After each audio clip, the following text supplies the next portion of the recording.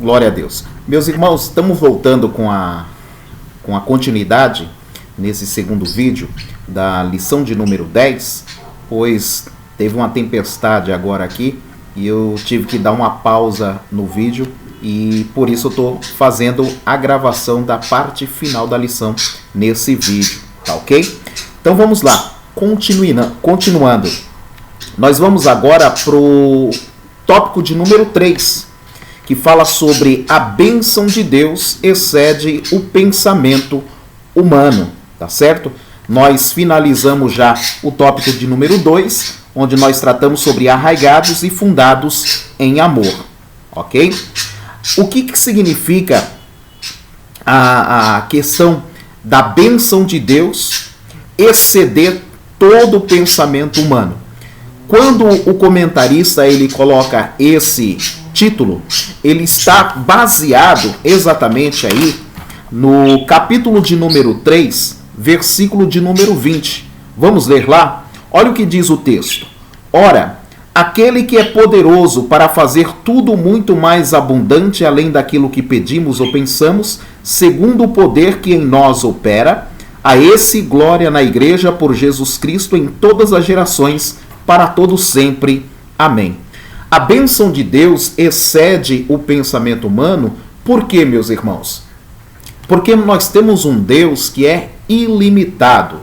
O nosso Deus, mais do que ninguém, sabe exatamente o que precisamos, do que necessitamos, né? Ou seja, nós somos limitados nos nossos pedidos, nos nossos pleitos diante da presença do Senhor.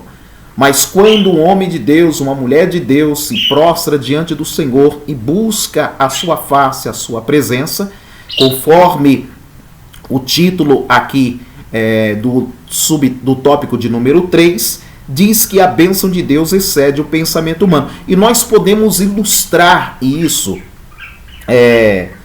esse tema, com base em um texto das Escrituras Sagradas que retrata exatamente esse contexto do exceder, ou seja, é muito mais do que pedimos, é muito mais do que pensamos. Ou seja, às vezes você pede algo a Deus e Deus pode, através daquele algo que você pediu, trazer muito mais do que você havia pedido ou até pensado.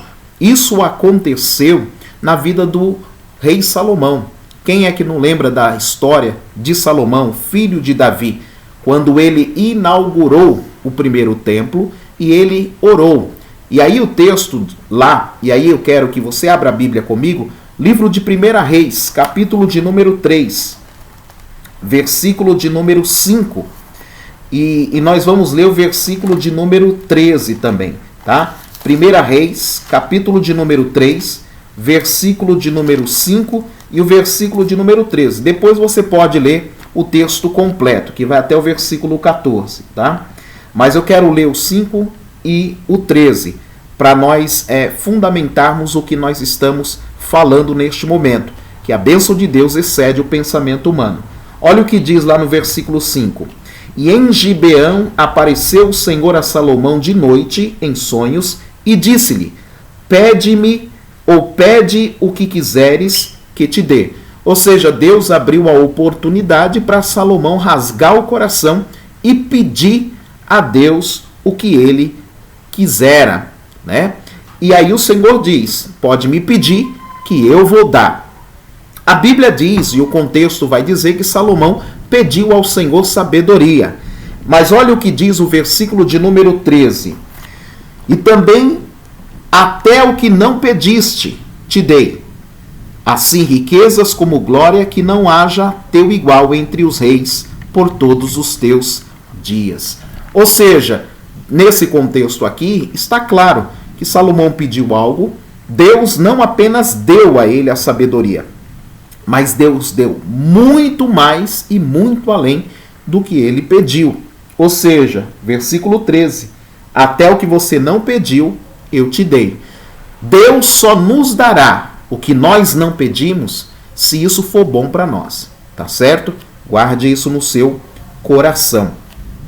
Em sua audaciosa intercessão em favor da igreja, o apóstolo ensina que Deus é capaz de fazer muito além do que pedimos e que o Eterno deve ser glorificado para sempre. Esse é o objetivo de Paulo.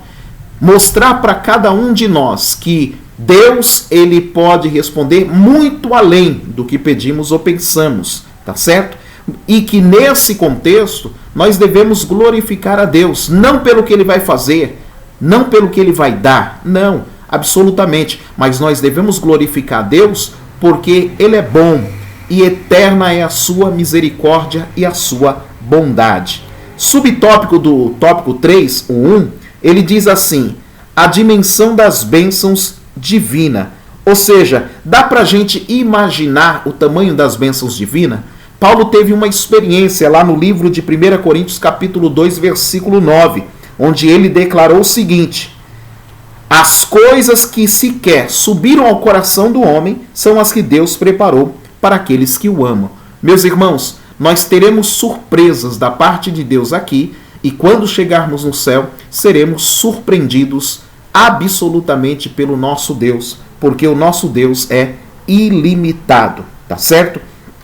Eu quero também frisar aos irmãos e irmãs que nós podemos, através da oração, obter diante de Deus experiências gloriosas e obter conhecimentos, tá? A oração não é um mecanismo apenas para você ficar pedindo coisas. Não. A oração é um caminho, é um meio de crescer na comunhão, na intimidade com o Senhor. Crescer em graça diante de Deus, crescer no conhecimento diante do Senhor, ter experiências com o nosso Deus, ter visões, ter revelações. A oração é um mecanismo que nos leva a mergulhar no oceano de Deus, a mergulhar dentro do contexto espiritual para obtermos revelações gloriosas. Olha o que diz o texto de Jeremias capítulo 3, versículo 3. Clama a mim, disse o Senhor ao profeta, e responder-te-ei. O nosso Deus ouve, fala e vê e faz. A Bíblia diz: clama a mim e responder-te-ei, e anunciar-te-ei coisas grandes e firmes que não sabe. Oração também serve para você descobrir e receber da parte de Deus revelações, entendimento, compreensão de quem Deus é e o que Ele quer fazer, tá certo? Aproveite a intimidade sua com Deus, os períodos de oração, não apenas para pedir, mas para desenvolver a sua comunhão com o Senhor. Eu gosto de fazer uma ilustração que o crente, quando ele vai para a oração, é como se o advogado fosse diante de um juiz, né? Normalmente, quando a gente vai diante do juiz, a gente tem que elaborar uma peça chamada petição inicial, né? E o que contém, quais são os elementos que compõem uma petição inicial? Primeiro, o endereçamento.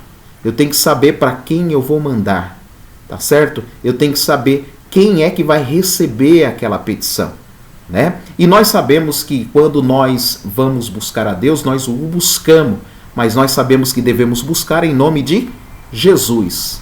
Quando eu preencho esses requisitos, a petição está indo para o lugar certo, endereçamento correto. Segunda coisa, eu tenho que qualificar as partes.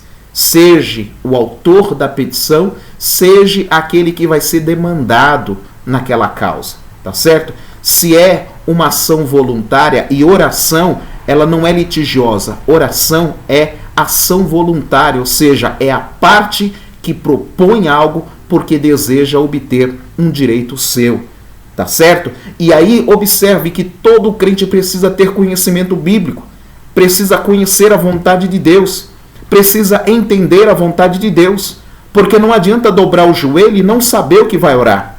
Não adianta dobrar o joelho e não saber o que vai pedir. Agora, não basta apenas saber o que vai pedir. Tem que saber pedir. Tem que saber buscar.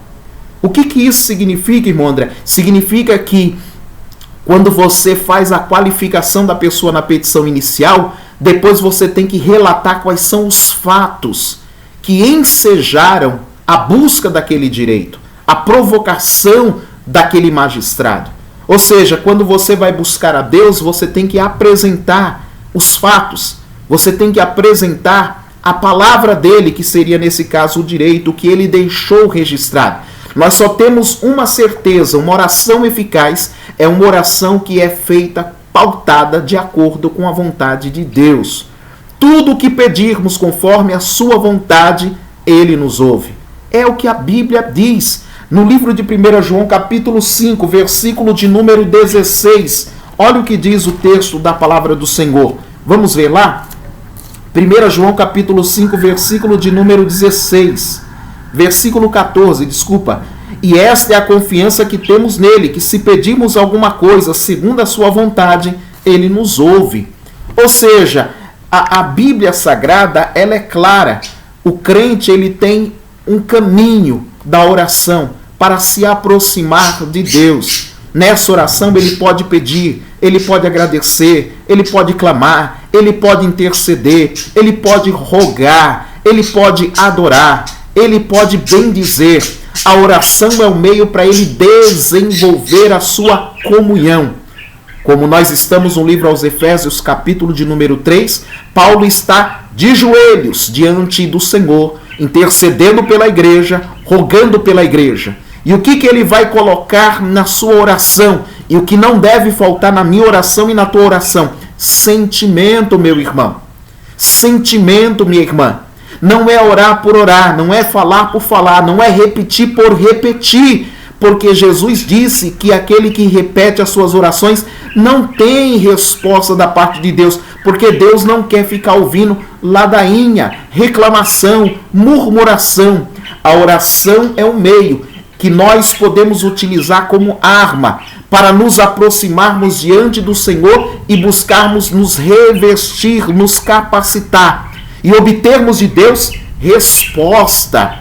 Olha o que diz a Bíblia, e aí eu quero que o irmão ou a irmã abra a Bíblia, no livro do Evangelho de Mateus, capítulo de número 7. Vamos ver lá o que está escrito. Jesus deu esse ensinamento no seu primeiro sermão. Evangelho de Mateus, capítulo de número 7, versículo de número 7 a seguir. Olha o que ele diz. Pedi e dar-se-vos-á. Buscai e encontrareis. Batei e abrir-se-vos-á. Porque aquele que pede recebe, o que busca encontra e o que bate se abre. Qual dentre vós é o homem que pedindo-lhe pão, o seu filho lhe dará uma pedra? E pedindo-lhe peixe lhe dará uma serpente? Se vós, sendo maus, sabeis dar boas coisas aos vossos filhos, quanto mais vosso Pai que está nos céus dará bens aos que lhe pedirem? E meus irmãos, esse texto deixa claro que Deus deseja que o cristão, que o seu filho, que a sua filha se aproxime dele em oração. Como? Hebreus capítulo de número 13, versículo de número 6 diz, capítulo 11, versículo de número 6, sem fé é impossível agradar a Deus, porque aqueles que se aproximam de Deus têm que crer que Ele existe e é galardoador daqueles que o buscam. Portanto, meus irmãos, é importante se aproximar de Deus com fé, com ousadia, com gratidão no coração, com amor transbordante no coração. Ou seja, eu tenho que chegar diante de Deus, me apresentar, em nome de Jesus orar, em nome do Senhor Jesus me apresentar diante de Deus, colocar os fatos, o que está acontecendo, o que está ocorrendo. Imagine você nesse momento orando ou intercedendo por alguém. Quando você vai interceder, um exemplo, interceder por um filho que está no mundo das drogas. Quando você apresenta, fala assim, Senhor, eu te apresento o meu filho, Senhor, que foi criado na tua casa, o meu filho, Senhor, que cresceu ali louvando o teu nome, mas infelizmente o coração dele fechou e hoje ele está longe do teu caminho. Senhor, olha o meu filho como ele está, agora está ali nas drogas, se envolvendo na prostituição. Olha o que eu estou fazendo, eu estou relatando para Deus os fatos. Senhor, tu sabes o quanto o coração dele deseja estar, mas não tem força. Senhor, age no coração do meu filho, abre o coração dele, ilumina o coração dele, dá ele entendimento da tua palavra, faz nascer novamente no coração dele o desejo de te buscar, o desejo de te servir, o desejo de estar na tua casa. faz brotar novamente a fé no coração dele. Olha só o que eu estou fazendo. Eu estou colocando diante de Deus a minha oração e apresentando conforme a palavra o que Deus quer fazer. Deus quer salvar, Deus quer libertar, Deus quer restaurar, Deus quer resgatar, Deus quer transformar as pessoas, e eu estou orando conforme a palavra de Deus. Meus irmãos, essa oração, ela vai subir diante de Deus como incenso. Ela vai chegar.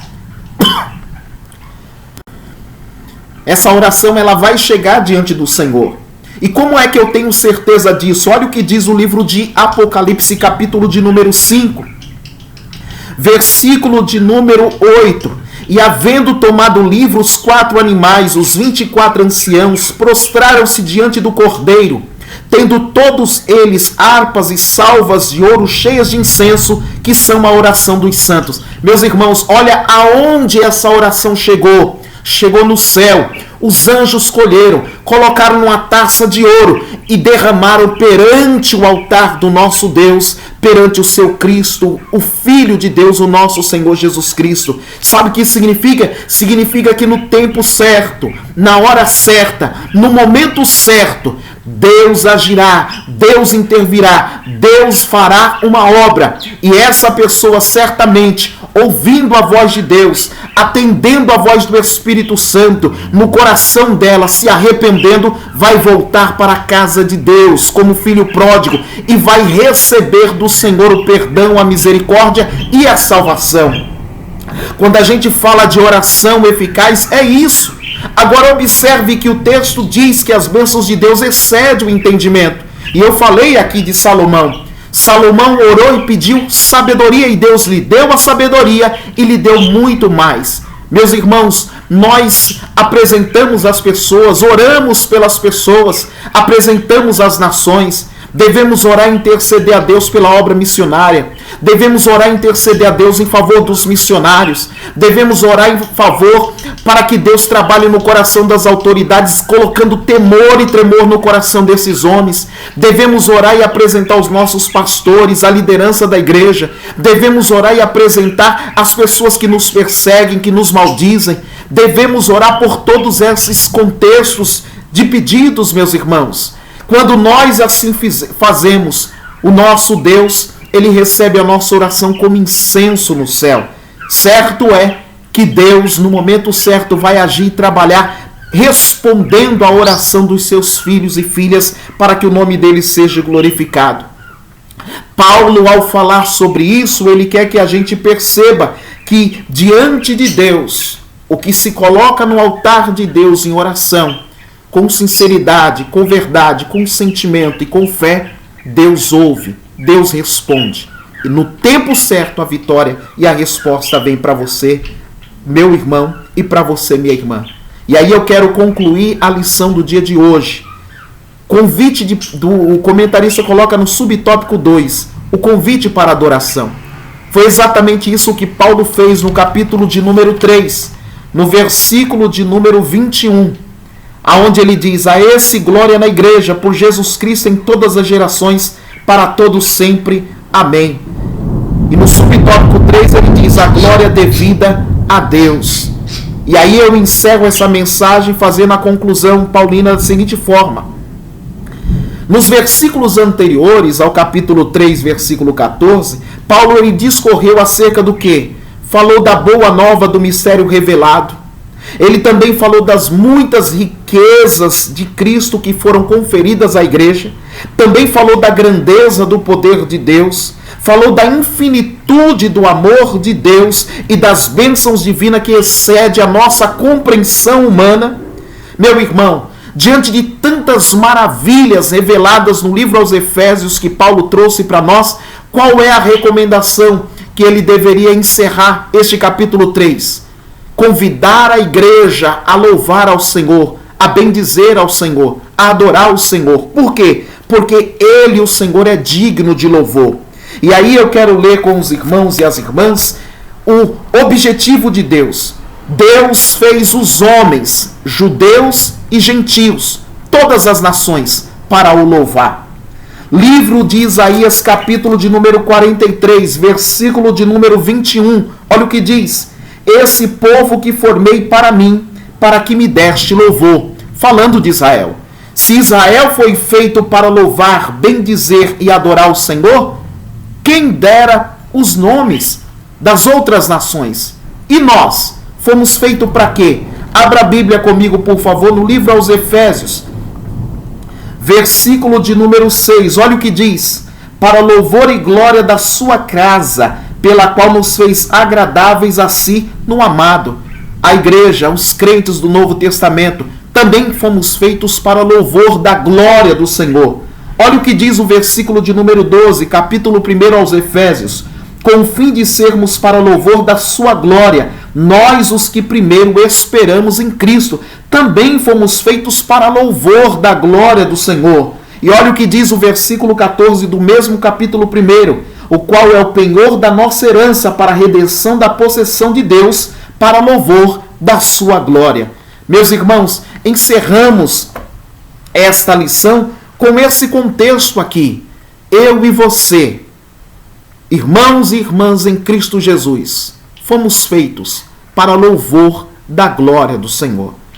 E isso vai ser exatamente algo concreto, palpável na vida de cada um de nós, se nós estivermos, como o comentarista trouxe aqui, tópico 1, estivermos corroborados com o poder do Espírito Santo, ou seja, sendo casas permanentes do Espírito Santo. Segundo ponto, estando arraigado e fundado no amor de Deus.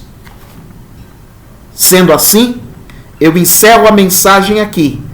As bênçãos de Deus excedem todo o entendimento nosso. E as bênçãos de Deus, ela nos acompanha e nos segue quando nós fazemos o que Deus determina na sua palavra. E aí eu encerro a mensagem aqui, lendo o texto de Deuteronômio, capítulo de número 28, versículo 1 e 2. Olha o que diz: e será que se ouvires a voz do Senhor teu Deus, tendo cuidado de guardar todos os seus mandamentos que eu te ordeno hoje, o Senhor teu Deus te exaltará sobre todas as nações. E todas estas bênçãos virão sobre ti e te alcançarão quando ouvires a voz do Senhor teu Deus. Que maravilha, meus irmãos! Se nós guardarmos a palavra de Deus no nosso coração, temor de Deus, e vivermos por fé e não por vista, arraigado no amor de Deus, cheio do Espírito Santo, as bênçãos de Deus nos seguirão e virá sobre nós. Amém? Que Deus nos abençoe e nos guarde, e nos conceda uma nova oportunidade para estarmos aqui na próxima lição. Quero orar com você neste momento, agradecendo ao Senhor. Não esqueça, meus irmãos, no final do vídeo temos lá a minha foto junto com a minha esposa. Clique lá no link, se inscreva no nosso canal se você não é inscrito, compartilhe essa mensagem, deixe o seu comentário e dê o seu joinha lá no final, tá bom? Oremos ao Senhor. Senhor Deus, te louvamos e te agradecemos mais uma vez por poder estar na tua presença. Que a mão do Senhor permaneça sobre nós, abençoando cada irmão, cada irmã, para que todos possam ser corroborados, ó Deus, e crescerem no temor do Senhor, cheios do Espírito Santo, firmados, ó Deus, no teu amor, para viverem, ó Deus, a cada dia as experiências gloriosas da intimidade e comunhão com o Senhor. Que as tuas bênçãos acompanhem e siga cada irmão, cada irmã, e que todos nós possamos crescer a cada dia no amor de Deus, na graça do Senhor, no conhecimento do Senhor, para louvor da tua glória. Deus continue nos abençoando, em nome de Jesus, é o meu pedido e oração. Amém. Que o amor de Deus, a graça e a paz do Senhor Jesus Cristo e a comunhão do Espírito Santo seja com cada irmão e irmã. E até a próxima lição, se Deus quiser, mais uma palavra de vida. Deus abençoe.